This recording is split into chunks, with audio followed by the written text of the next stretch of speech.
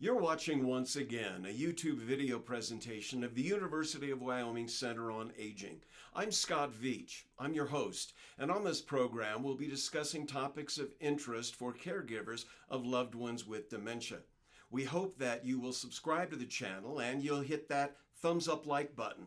Both of those actions help the channel to grow and allow us to reach more people. And if you'll tap that notification bell, you'll be alerted each time we upload a new program. And now, this is Once Again. My guest today is Ann Clement. She is Director of Programs for the Wyoming Chapter of the Alzheimer's Association based in Cheyenne. She was with us on one of our Wyoming Dementia Together programs all the way back in September, and the information that she was able to share with us was really valuable. And so we're really pleased that we were able to corral her in and have her back for a program here and join us with Once Again.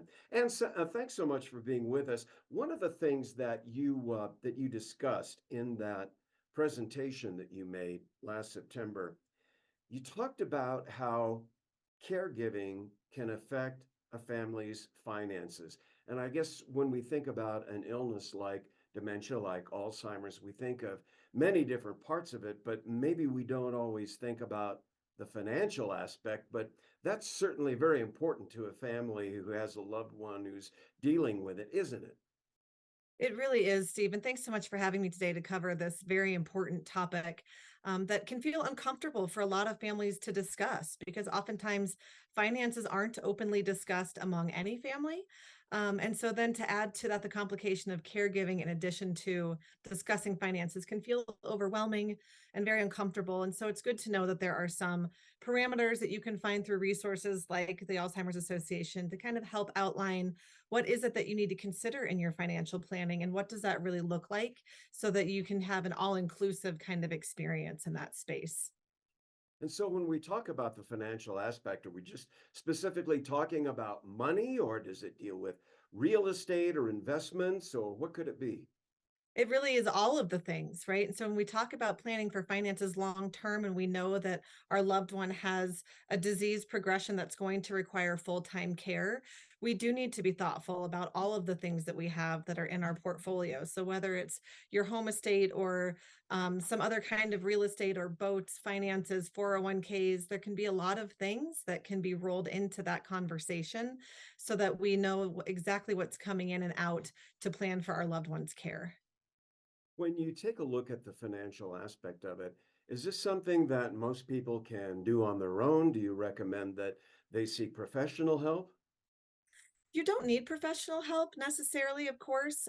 If you prefer to have guidance, there are absolutely offices that can help you kind of put together your paperwork, look at things a little more holistically so that you're not missing anything.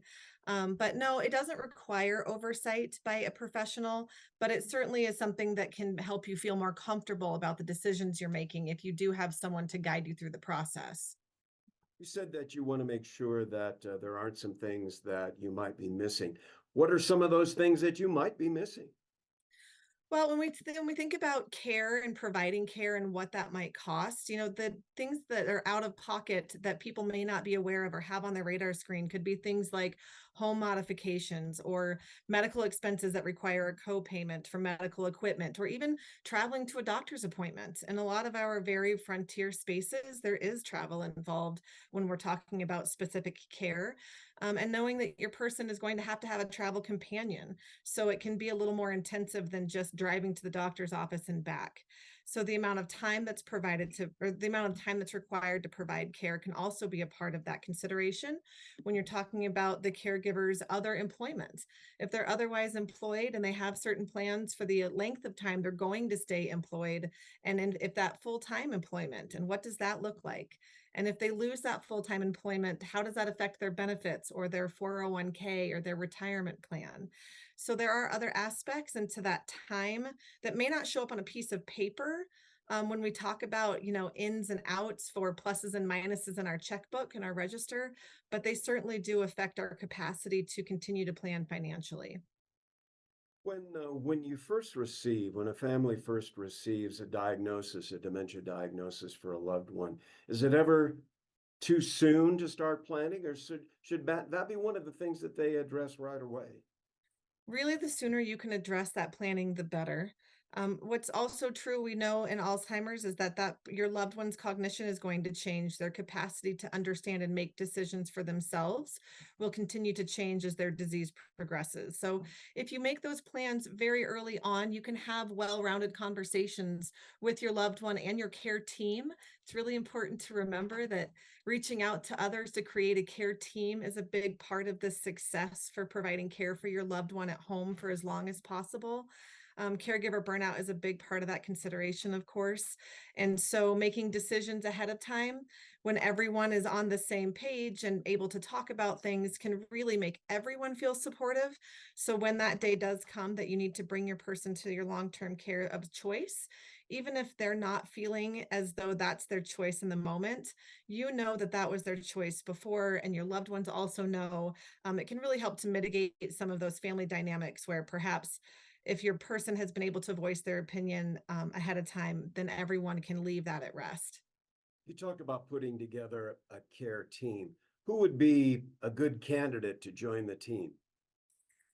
It's an interesting question that you bring because it doesn't have to be family. It can be Mhm. anyone. It can be a longtime friend from work or someone that's part of your faith-based organization or someone that's part of a civic group that you're a part of. That can really look very different for every family. So there's no right and wrong way to build that care team. Sometimes it can just be identifying what needs to be a part of that calendar and then assigning different tasks based on what the task is. Perhaps you have a neighbor who really likes to provide family meals and they'll happily provide a meal for you, twice a week, something along that line. So, really thinking outside the box based on what tasks need to be accomplished is a great way to go about building that care team. We're talking with Ann Clement, who is the Director of Programs for the Wyoming Chapter of the Alzheimer's Association. And if you're joining us for the first time, we invite you to subscribe to the channel. We hope that you'll hit that thumbs up like button and also tap that notification bell. Both of those actions help us reach more people and allow the channel to grow. And we hope that if you do tap that notification bell, that way you'll be alerted each time that we upload new programming. Okay, so you get the diagnosis, you have your team together. When you go see someone, I imagine we're talking about some legal issues. What are some good documents to have already in place when you go first seek that help? So, the two most important documents we focus on are the durable power of attorney and the living will.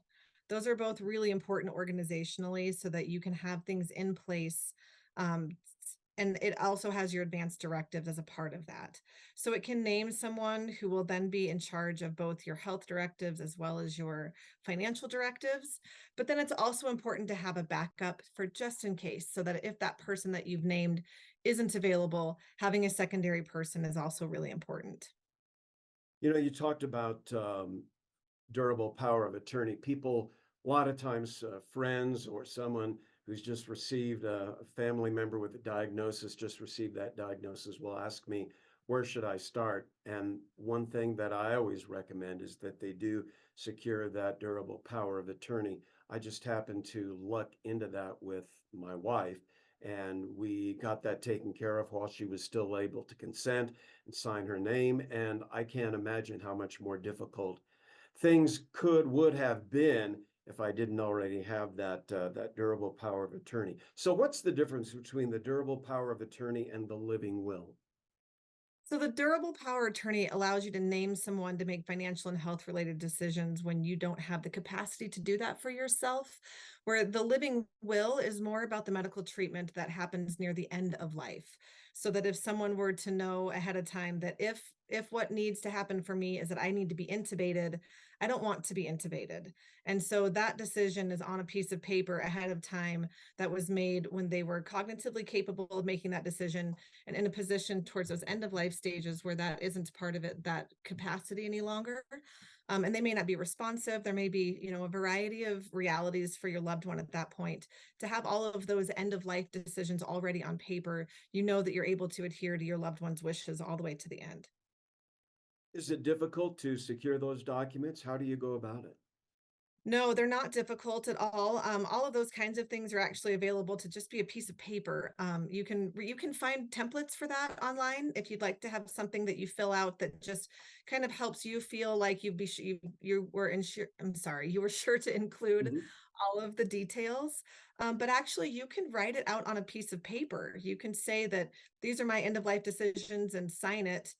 There isn't a required legal form that you have to have this exact form in order for it to be valid. It just needs to have your name and signature and the things that you'd like to be sure are kept are followed for those end of life decisions. Now, when someone contacts the Alzheimer's Association, do you direct them for help, or is this help that assistance that you can provide in that office? So at our chapter location, we can always walk someone through these kinds of paperwork needs and things of that nature. We also have a 1-800 helpline that's a 24/7 helpline. It's 1-800-272-3900. And that number is staffed by master's trained clinicians. It is always answered live, so you're never being answered by a recording and put on hold. And they have access to all of the information you would need specific to Wyoming when it comes to resources, and then also just kind of at a higher level, any sort of resources that you may need, both as a caretaker or as someone who's living with a diagnosis. And our website, the alz.org, also has a very robust opportunity for you to search for information and build plans for yourself, find documents, find templates for care teams. There's a variety of things that you can access through our website as well.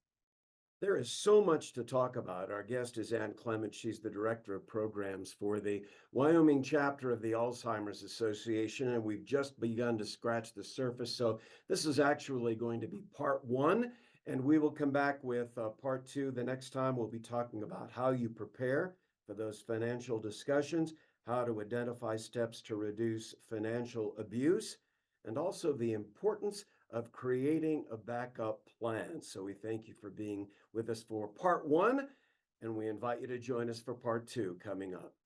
You've been watching once again a YouTube video presentation of the University of Wyoming Center on Aging. We hope, if you haven't done so already, that you'll subscribe to the channel and hit that thumbs up like button. Both of those actions help the channel to grow and allow us to reach more people. And if you'll tap that notification bell, you'll be alerted each time we upload a new video. Thanks so much for being with us. I'm Scott Veach. We'll see you again next time.